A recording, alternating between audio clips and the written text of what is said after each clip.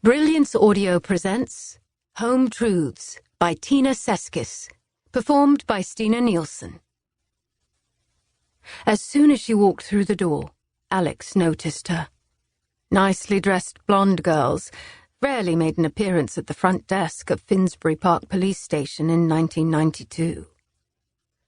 Normally, it was a place frequented by errant drivers, begrudgingly bringing in their documents as requested by an overzealous traffic cop, or victims of muggings, or people who'd had their car stolen, or else known criminals being booked in for the umpteenth time, the looks on their faces ones of insouciant arrogance, fully aware they'd most likely get away with it.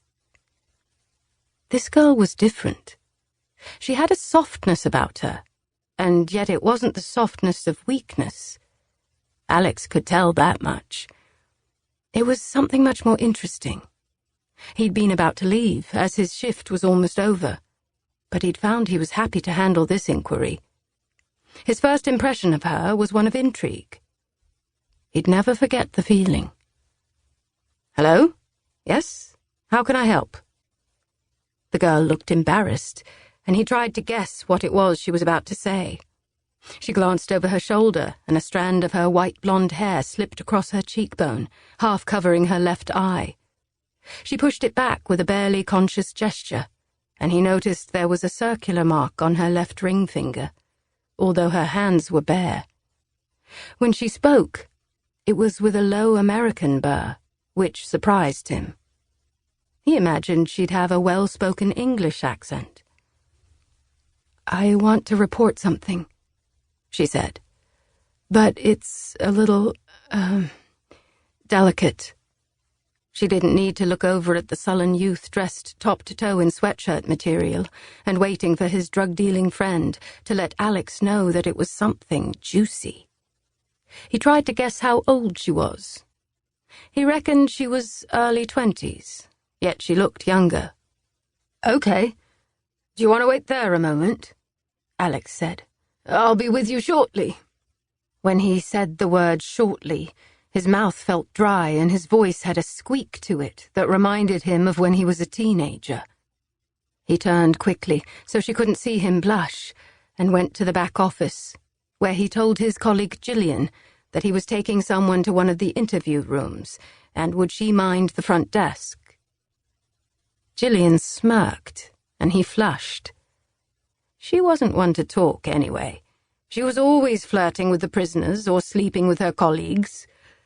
Alex found it extraordinary how she could be so brazen about it. But Gillian was one of those characters who just laughed when someone tried to tease her, and so she got away with everything. Alex admired that about her. Plus, she'd always looked out for him, ever since they'd got caught up on the poll tax riots together. She mothered him, in truth. When Alex returned to the front counter, he buzzed the young woman through and beckoned her to follow him into the innards of the station. He could smell her perfume now, and it was delicate and summery, discordant with the aromas of grime and crime that were ingrained in the place. As he led her to a Spartan interview room, her demeanor was nervy, on edge. He asked her to sit, and she did so, her hands folded in her lap, the right covering her left. It was a domestic. Alex was sure of it. He searched her face for bruises, wondered what kind of a bastard would hit someone like her. "So, what's your name?" he said. "Eleanor Jackson." "And what can I do for you?" "Well, I think I'm being stalked." "Oh." He failed to hide his surprise. "In what way?" "It's just that I chatted to him a couple of times, and now, well..." She stopped, looked about the room, as if bewildered at how she came to be in such a place. She was wearing a blue linen dress and bright white plimsolls, and she looked as though she was worried that even being here was contaminating her. A tiny diamond stud glinted in her nose, which he hadn't noticed before.